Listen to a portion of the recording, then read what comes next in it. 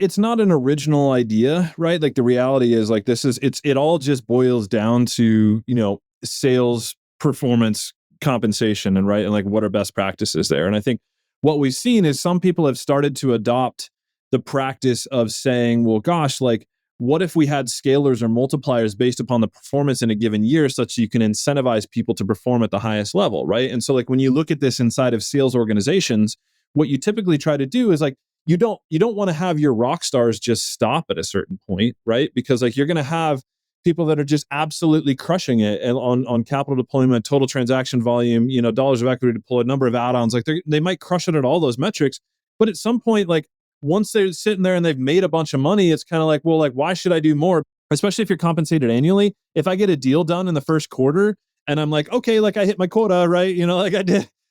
Everybody good, right? Like, okay, cool. I'm just going to coast the rest of the year. And so like you can see that happen. And like I've been in that seat where like I got a deal done in January and I'm just like, yeah, okay. Like I got paid, I'm good. So like I'll see you guys next year, right? And it's like, no, what you want to do is you want to set up the comp structure in a way where I feel incentivized, like every business development professional feels incentivized to go do that additional work. And one of the ways you do that inside of sales orgs, you do that inside I think you should do that inside of BD is to say, based upon some metric, right? Like if you do more, you get more percentage, right? And so firms will even do this at the firm or fund level. They say like, hey, if we get a certain amount of MOI or IRR in a given year, like our percentage of carry is going to increase, right? Or decrease. Like you can have a sliding scale both ways, which is like you need to hit this number. If you don't hit that number, you get nothing or less. And if you do hit that number and above that, you're going to get more, right? You do the same thing when you compensate CEOs, for instance, right? Or you do the same thing when you do earnouts, where you kind of say like, hey, you have to hit 90% or 100% of this metric on EBITDA or revenue or whatever, or retention in order for you to actually get this earnout. Like the same thing applies for BD professionals. Like you set the bar, like here's what your expectation is. You need to hit this number. And then, oh yeah, by the way, if you exceed this number by a certain amount, you're going to get X percentage more. And so the simplest way to do that is just like take whatever you're measuring and put a multiplier on that, right? And so for instance, if it is like baseline, if you're just kind of covering your nut in a given year and you're just like, okay, great. Like I hit my bare minimum, which is like I deployed 25 million this year. I don't know what the number is. It might vary for every firm, or it's I got one transaction done or whatever, right? And you say that's the baseline. That's what our expectation is, that you need to at least hit that number.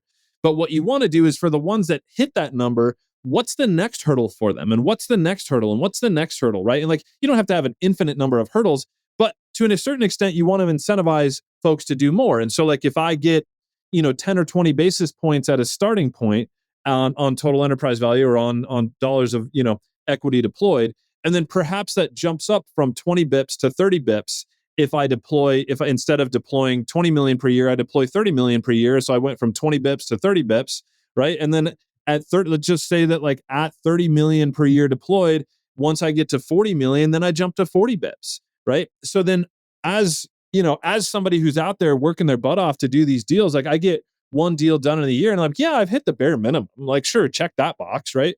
But I also still have these other targets that I can hit of like, okay, not bare minimum. I want to be a top tier performer, and not top tier performer. I want to be a rock star. And like when I get to rock star, that's when I really get paid, right?